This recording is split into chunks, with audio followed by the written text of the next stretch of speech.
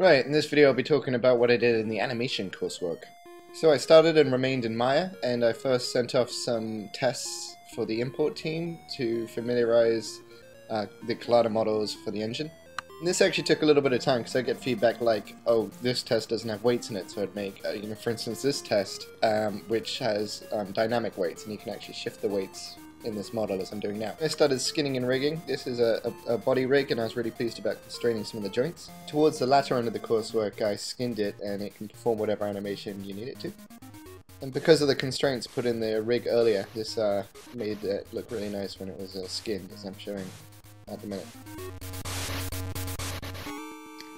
So this is me in the mocap studio, and unfortunately the data from this couldn't be applied to my rig, and this was just simply because there was too much data. In fact, the data needs to be applied to a rig via Motion Builder, which was done by the demo team, and then that rig was skinned with this model of the Skull Kid you are looking at now. I wanted to specify my work on facial animation, and so you can see I've taken out the eyes and put in my own. I also put in enough joints to construct a pretty good facial animation rig. However, I quickly moved on because I wanted to make a facial animation rig that was generic for any model, not just the Skull Kid. I also saw this as a good excuse to try out 3D modeling in Maya, and that's what you're looking at now. This is the final result, which I'm pretty pleased about. Still a little bit stronger at modeling inanimate objects, but going back to my facial rig, I wanted to use the minimum amount of joints, which was 5, and from that I created head movement, which you can see now. You can also, by this simple slider, control the eye movements as well. And this is combining the two into an animation.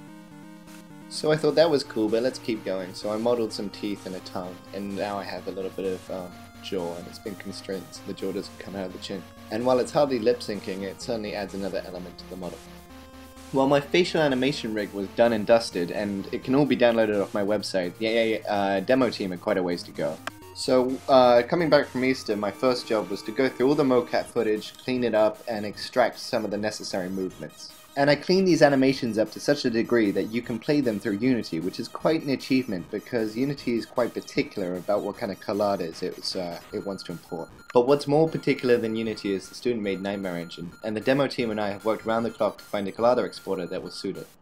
To this moment in time, I've gone through 84 test collider files and 8 exporters, and I know Jack from the demo team has tried even more. I'm really hoping that someone somewhere will pull this off, because The Legend of Dance and the Triforce of Funk, the animation game we're currently designing, needs to be a thing. Anyway, that's been my contribution to the animation project. Please read the documentation on my website for more deets.